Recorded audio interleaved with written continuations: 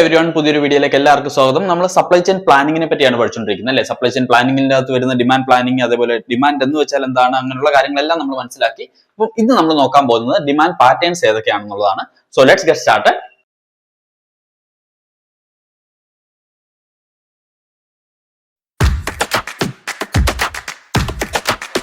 So അപ്പോൾ നമ്മൾ demand patterns എന്ന് പറയുമ്പോൾ നമുക്കൊരു 6 ടൈപ്സ് ഓഫ് സ്റ്റാൻഡേർഡ് ഡിമാൻഡ്സ് ഉണ്ട്, അതായത് സ്റ്റാൻഡേർഡ് പാറ്റേൺസ് ഉണ്ട്. അപ്പൊ നമ്മളൊരു ഹിസ്റ്റോറിക്കൽ ഡേറ്റ എടുത്തു കഴിഞ്ഞിട്ട് ഇത് ഒരു 5 വർഷം ആയിക്കോട്ടെ 10 വർഷം ആയിക്കോട്ടെ, ഒരു ഹിസ്റ്റോറിക്കൽ ഡേറ്റ എടുത്തിട്ട് നമ്മൾ പ്ലോട്ട് ചെയ്ത് കഴിയുമ്പോൾ നമുക്ക് ഇതിൽ ഏതെങ്കിലും ഒരു പാറ്റേൺ ഐഡന്റിഫൈ ചെയ്യാൻ പറ്റിക്കഴിഞ്ഞാൽ നമുക്ക് അതിനനുസരിച്ചുള്ള സ്ട്രാറ്റജീസ് യൂസ് ചെയ്യാം, മെത്തേഡ്സ്, അതായത് ഫോർകാസ്റ്റിംഗ് മെത്തേഡ്സ് യൂസ് ചെയ്യാം, അല്ലെങ്കിൽ അതിനനുസരിച്ച് കസ്റ്റമറിന്റെ ബിഹേവിയർ കാര്യങ്ങളെല്ലാം നമുക്ക് മനസ്സിലാക്കാൻ പറ്റും. അപ്പൊ അതിനു വേണ്ടിയിട്ടാണ് നമ്മൾ ഈ പറഞ്ഞ ഡിമാൻഡ് പാറ്റേൺസ് പഠിക്കുന്നത്.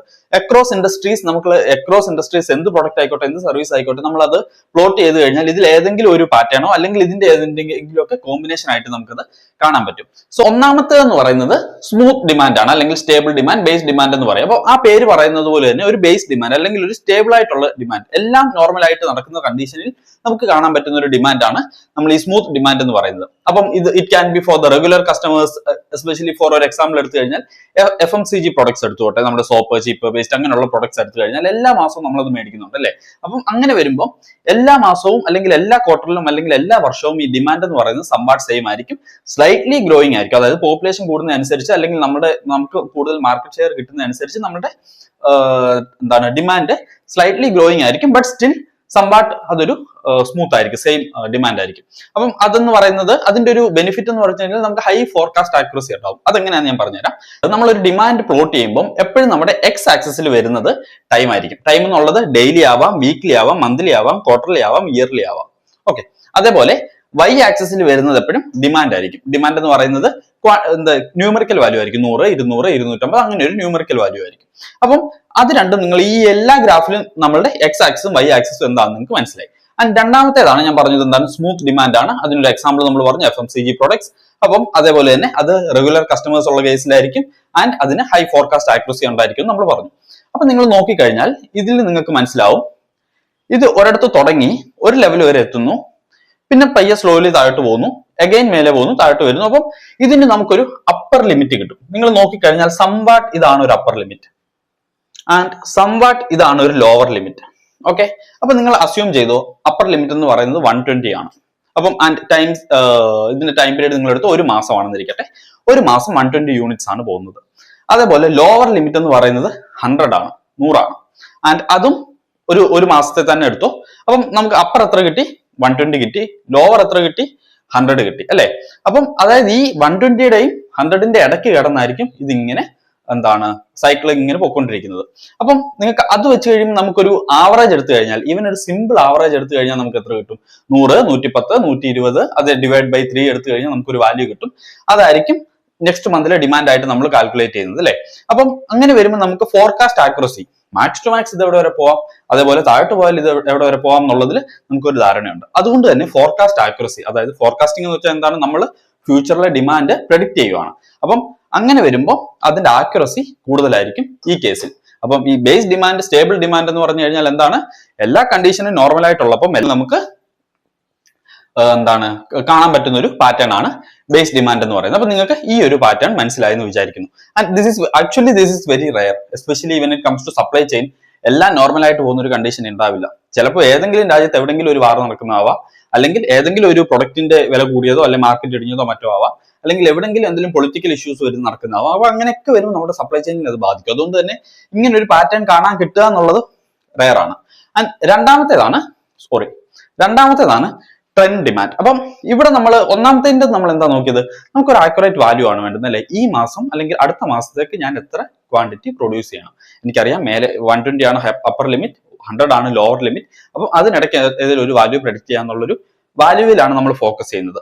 പക്ഷേ എങ്കിൽ when it comes to trend demand എന്ന് പറയുന്നത്, അതിന്റെ ഒരു ഡെഫിനിഷൻ നോക്കുകയാണെങ്കിൽ constantly increase or decrease over time due to market condition or customer behaviour. അതായത് മാർക്കറ്റ് കണ്ടീഷൻ അനുസരിച്ച് അല്ലെങ്കിൽ കസ്റ്റമേഴ്സിന്റെ പ്രിഫറൻസിനനുസരിച്ച് ഒന്നെങ്കിൽ ഇൻക്രീസ് ആവും അല്ലെങ്കിൽ ഡിക്രീസ് ആവും. അപ്പൊ അതിനെയാണ് നമ്മൾ ട്രെൻഡ് ഡിമാൻഡ് എന്ന് പറയുന്നത്. It can be either up trend or down trend. അപ്പൊ അങ്ങനെ വരുമ്പോൾ നിങ്ങൾ ഈ ഗ്രാഫിൽ നോക്കിക്കഴിഞ്ഞാൽ അഗൈൻ എക്സ് ആക്സിസ് എന്ന് പറയുന്ന ടൈം ആണ്, വൈ ആക്സിസ് എന്ന് പറയുന്ന ഡിമാൻഡ് ആണ്. അപ്പൊ നമുക്ക് കാണാൻ പറ്റുന്ന എന്താണ്, അപ് ട്രെൻഡ് ആണെങ്കിൽ ഇങ്ങനെ മേളിലോട്ട് പൊക്കോണ്ടേയിരിക്കും. ഡൗൺ ട്രെൻഡ് ആണെങ്കിൽ അത് താഴോട്ട് വന്നുകൊണ്ടേയിരിക്കും. അപ്പൊ ഈ ഡൗൺ ട്രെൻഡിന്റെ ഇപ്പുറത്തെ സൈഡിൽ ഒരു അപ് ട്രെൻഡ് ഉണ്ടാവും. ഇത് വൺസ് ഇങ്ങനെ വന്ന് ഒരു ലെവൽ എത്തിയിട്ടായിരിക്കും ഇത് പിന്നെ താഴോട്ട് വരുന്നത്.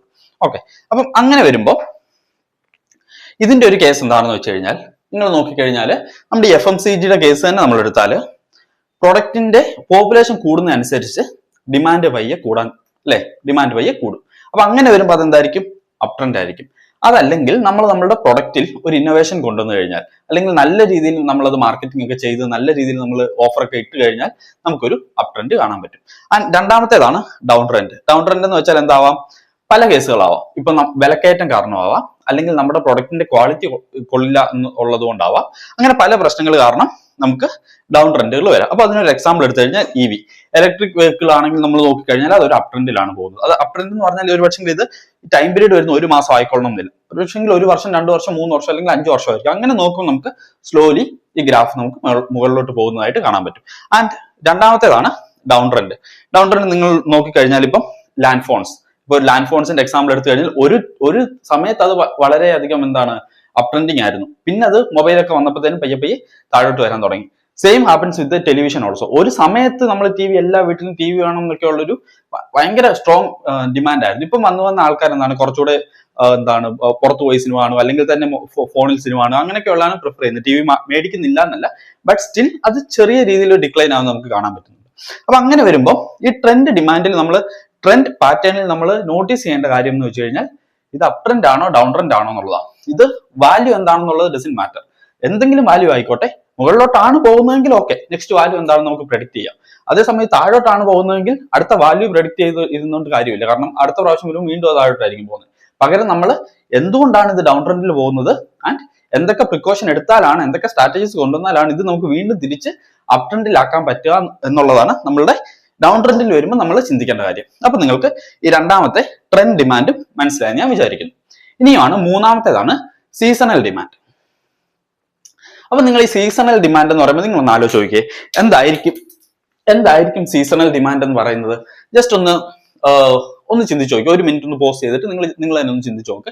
സീസണൽ ഡിമാൻഡ് എന്ന് പറയുമ്പോൾ നമ്മൾ എന്താണ് പ്രീവിയസ് വീഡിയോയിൽ നമ്മൾ സീസണാലിറ്റിയെ പറ്റി പറഞ്ഞല്ലേ, സെയിം കോൺസെപ്റ്റ് ആണ് ഇവിടെയും വരുന്നത്.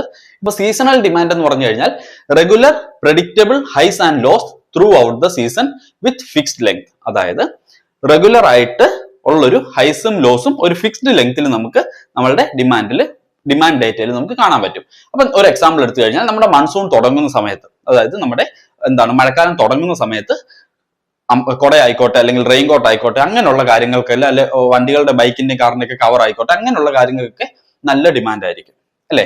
ആ ഒരു സമയത്തെ നമുക്ക് അത്രയും ഡിമാൻഡ് കാണാൻ പറ്റും. അത് കഴിഞ്ഞാൽ പിന്നെ, അതായത് ഒരു ജൂൺ മാസം, ഇതിലിപ്പം നിങ്ങൾ ഒരു എക്സാമ്പിൾ എടുക്കേണ്ടത് ഒരു 3 വർഷത്തെ ഡേറ്റ ആണെന്നിരിക്കട്ടെ, ഇയർ 1, ഇയർ 2, ഇയർ 3 എന്നിരിക്കട്ടെ. എല്ലാ വർഷവും ജൂൺ മാസം ആകുമ്പോൾ നമുക്ക് ഒരു ഹൈപ്പ് അതിൽ കാണാൻ പറ്റും, ഒരു ഹൈക്ക് കാണാൻ പറ്റും, അല്ലെ?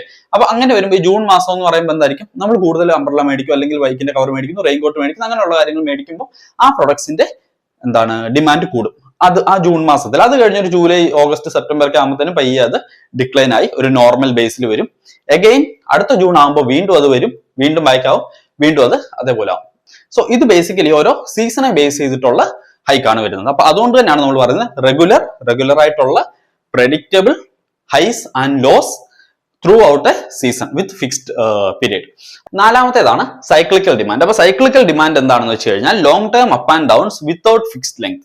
അതായത് ലോങ് ടൈമിലേക്ക് ഒന്നെങ്കിൽ ഇത് മുകളിലോട്ട് പോകും, അല്ലെങ്കിൽ ഇത് താഴോട്ട് വരും. അപ്പൊ നമ്മൾ ഇവിടെ പഠിച്ചെന്ന് പറഞ്ഞാൽ അപ്പ് ട്രെൻഡ് ഡൗൺ ട്രെൻഡ് എന്ന് പറഞ്ഞു കഴിഞ്ഞാൽ അത് കമ്പാരിറ്റീവ്ലി കുറച്ചുകൂടി ഒരു ഷോർട്ട് ഡ്യൂറേഷൻ ആണ് വരുന്നത്. അതേസമയം സൈക്ലിക്കൽ എന്ന് പറഞ്ഞു കഴിഞ്ഞാൽ അത് എപ്പോഴും ഒരു ഇൻഡസ്ട്രിയൽ അല്ലെങ്കിൽ എക്കണോമിക് സൈക്കിൾ ആയിരിക്കും. ഫോർ എക്സാമ്പിൾ ഇപ്പൊ ടെക്നോളജി ആയിക്കോട്ടെ, അല്ലെങ്കിൽ കൺസ്ട്രക്ഷൻ ആയിക്കോട്ടെ. കൺസ്ട്രക്ഷൻ എന്ന് പറയുമ്പോൾ നമ്മളിപ്പോൾ ഒരു രാജ്യത്ത് അല്ലെങ്കിൽ നമ്മളൊരു കൺസ്ട്രക്ഷൻ കമ്പനി നടത്തുവാണെങ്കിലും ആ ഒരു industry construction as an industry എന്ന് പറഞ്ഞിട്ട് അത് മുകളിലോട്ട് പോകുന്നതും അല്ലെങ്കിൽ അത് താഴോട്ട് വരുന്നതും ഒക്കെ ഒരു വലിയൊരു ഡ്യൂറേഷനിലായിരിക്കും. അതായത് പെട്ടെന്ന് ഒറ്റയടിക്ക് നടക്കില്ല. കാരണം നല്ലൊരു ബിൽഡിംഗ് പണിതെടുക്കാൻ തന്നെ വർഷങ്ങൾ എടുക്കും. അപ്പൊ അതുകൊണ്ടാണ് അതിനെ നമ്മൾ സൈക്ലിക്കൽ ഡിമാൻഡ് എന്ന് പറയുന്നത്. അപ്പൊ എപ്പോഴും ഇങ്ങനെ ഒരു ഡിമാൻഡ് പാറ്റേൺ നമുക്ക് കാണണമെന്നുണ്ടെങ്കിൽ നമുക്ക് 1 വർഷത്തെ ഡേറ്റ കിട്ടിയിട്ട് കാര്യമില്ല, 5 വർഷത്തെ ഡേറ്റയും കിട്ടിയിട്ട് കാര്യമില്ല. കുറഞ്ഞത് ഒരു 20, 25, 30 വർഷത്തെ ഡേറ്റ എടുത്ത് നമ്മൾ നോക്കുവാണെങ്കിൽ മാത്രമാണ് നമുക്ക് മനസ്സിലാവുന്നത് ഈ സൈക്കിൾ എങ്ങോട്ടാണ് പോകുന്നത്, മുകളിലോട്ടാണോ താഴോട്ടാണോ, അതോ സാച്ചുറേറ്റഡ് ആണോ എന്ന് നമുക്ക് മനസ്സിലാവുന്നത് അത്രയും വലിയൊരു ഡേറ്റാ സെറ്റ് കിട്ടിയാൽ മാത്രമാണ്. ആൻഡ് വിത്ത് ദാറ്റ് അഞ്ചാമത്തേതാണ് റാൻഡം ഡിമാൻഡ് അല്ലെങ്കിൽ എറാറ്റിക് ഡിമാൻഡ്. അപ്പം ഈ റാൻഡം ഡിമാൻഡ് എന്ന് പറയുമ്പോൾ demand exist every period but the quantity varies widely. അതായത് എല്ലാ പീരീഡിലും, അതായത് നമ്മൾ ഏത് സമയം എടുത്ത് നോക്കിക്കഴിഞ്ഞാൽ ഡിമാൻഡ് ഉണ്ട്, സാധനങ്ങൾ വിറ്റ് പോകുന്നുണ്ട്. പക്ഷെങ്കിൽ ഇത് എപ്പം കൂടും എപ്പം കുറയും, എന്തുകൊണ്ട് കൂടി എന്തുകൊണ്ട് കുറഞ്ഞു എന്ന് നമുക്ക് പറയാൻ പറ്റില്ല. ബാക്കി നമ്മൾ ഇതുവരെ പറഞ്ഞിടത്ത് എല്ലായിടത്തും നമുക്ക് ഒരു കാരണം ഉണ്ടായിരുന്നു, ഇന്ന കാരണങ്ങൾ കൊണ്ടാണ് നമുക്കൊരു കാരണം കണ്ടെത്താൻ പറ്റുമായിരുന്നു.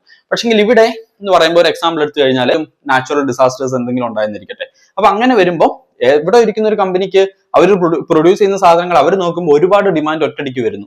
പക്ഷെങ്കിൽ ഇത് എന്തുകൊണ്ട് വന്നു എന്ന് അറിയണമെങ്കിൽ അവർ കുറച്ചു കാലം ഒന്ന് വെയിറ്റ് ചെയ്തിട്ട് ഏത് സ്റ്റേറ്റിലാണ് അല്ലെങ്കിൽ ഏത് സ്ഥലത്താണ് ഇത് ഏറ്റവും കൂടുതൽ വിറ്റ് പോയേക്കുന്നതൊക്കെ ഒരു അനലൈസ് ചെയ്ത് കഴിയുമ്പോഴേ നമുക്ക് ആ റൂട്ട് കോസിലോട്ട് എത്താൻ പറ്റും. അപ്പൊ നമ്മൾ ഈ നോക്കുന്ന എപ്പോഴും എന്താണ്, ഒരു ഫോർകാസ്റ്റിംഗ് അല്ലെ, സപ്ലൈ ചെയിൻ പ്ലാനിംഗ് ആണ്, ഡിമാൻഡ് പ്ലാനിംഗ് ആണ്, ഡിമാൻഡ് ഫോർകാസ്റ്റിംഗ് ആണ്. അപ്പോൾ നമുക്ക് മുന്നോട്ട് എങ്ങനെയോ കാര്യങ്ങൾ പ്രെഡിക്ട് ചെയ്യാം എന്നുള്ളൊരു പെർസ്പെക്റ്റീവ് നിന്നാണ് നമ്മൾ ഇത് നോക്കുന്നത്. അപ്പൊ അങ്ങനെ വരുമ്പോൾ നമുക്ക് ഈ ആംഗിൾ നോക്കിക്കഴിഞ്ഞാൽ ഈ ഡിമാൻഡ് എന്തുകൊണ്ട് പെട്ടെന്ന് കൂടിയെന്ന് നമുക്ക് മനസ്സിലാവില്ല. അപ്പൊ അതാണ് റാൻഡം ഡിമാൻഡ് എന്ന് പറയുന്നത്. And then follows intermittent or lumpy demand എന്ന് പറയുന്നത്. അതായത് ഇതെന്ന് പറഞ്ഞു കഴിഞ്ഞാൽ ഡിമാൻഡ് ഉണ്ട്, പക്ഷെങ്കിൽ എല്ലാ സീസണിലും ഇല്ല, എല്ലാ സമയത്തും ഇല്ല, എല്ലാ ആഴ്ചയോ മാസത്തിലോ ഒന്നും നമുക്ക് ഡിമാൻഡ് ഇല്ല. പക്ഷെങ്കിൽ വൺസ് ഇൻ എ വൈൽ നമുക്ക് ഡിമാൻഡ് കാണാൻ പറ്റും. അപ്പം നിങ്ങൾ ഈ ഗ്രാഫിൽ നോക്കിക്കഴിഞ്ഞാൽ ആദ്യം നമുക്ക് നല്ലൊരു ഹൈക്ക് കാണാൻ പറ്റുന്നുണ്ട്, പിന്നെ ഇത് അബ്സല്യൂട്ട് സീറോ ആണ്, അല്ലെങ്കിൽ വളരെ ചെറിയ നെഗ്ലിജിബിൾ വാല്യൂ ആണ്, പിന്നെ ചെറിയൊരു ലോസ് ആണ്, പിന്നെ വന്നിട്ട് വീണ്ടും ഒരു ഹൈക്ക് കാണാൻ പറ്റുന്നുണ്ട്. അപ്പൊ many zeros in the demand and occasional non zero spikes. അപ്പം ഇതിനൊരു എക്സാമ്പിൾ എന്ന് പറഞ്ഞു കഴിഞ്ഞാൽ വളരെ റെയർ ആയിട്ട് വിറ്റ് പോകുന്ന സാധനങ്ങളായിരിക്കും, അതായത് വളരെ റെയർ ആയിട്ട് പ്രൊഡക്ഷൻ വരുന്ന കാര്യങ്ങളായിരിക്കും. ഫോർ എക്സാമ്പിൾ ഇപ്പം spare parts of an aircraft. അപ്പം ഇത് നമുക്ക് അതെപ്പോഴും എന്തുകൊണ്ട് ഇത് ഈ ഒരു ഡിമാൻഡ്, ഇങ്ങനെയുള്ളൊരു ഡിമാൻഡ് നമുക്ക് പ്രെഡിക്ട് ചെയ്യാൻ പറ്റുമോ, ഫോർകാസ്റ്റ് ചെയ്യാൻ പറ്റുമോ എന്ന് ചോദിച്ചു കഴിഞ്ഞാൽ somewhat no. The reason being ഇത് എപ്പം നോൺ സീറോ ആവും അല്ലെങ്കിൽ എപ്പം സീറോയിലോട്ട് പോകും നമുക്കറിയില്ല. അപ്പൊ അതുകൊണ്ട് തന്നെയാണ് ഞാനൊരു എക്സാമ്പിൾ എടുത്തേക്കുന്നത് spare parts of an aircraft. അപ്പൊ ഈ എയർക്രാഫ്റ്റ് നമ്മുടെ എയറോപ്ലെയിന്റെ സ്പെയർ പാർട്സ് എന്ന് പറയുന്നത്, അപ്പൊ നിങ്ങൾ ആലോചിക്കും അതെന്താ കമ്പനികൾ മേടിക്കത്തില്ല വിറ്റ് പോകുന്നു? യെസ്, കമ്പനികൾ മേടിക്കും, വിറ്റ് പോകും, എല്ലാം ഉണ്ട്. പക്ഷെങ്കിൽ എയർക്രാഫ്റ്റ് മാനുഫാക്ചർ ചെയ്യുന്ന കമ്പനികൾ എണ്ണത്തിൽ വളരെ കുറവാണ്.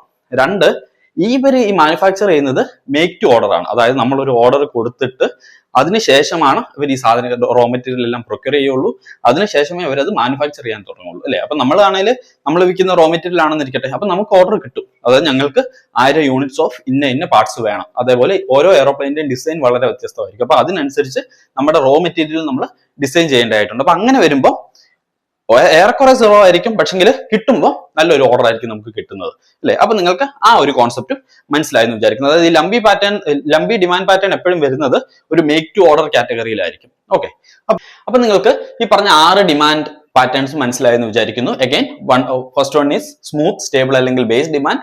സെക്കൻഡ് വൺ എന്ന് പറയുന്നത് ട്രെൻഡ് ആണ്, അപ് ട്രെൻഡ് ആവാം, ഡൗൺ ട്രെൻഡ് ആവാം. മൂന്നാമത്തേതാണ് സീസണൽ ഡിമാൻഡ്. നാലാമത്തേതാണ് സൈക്ലിക്കൽ ഡിമാൻഡ്.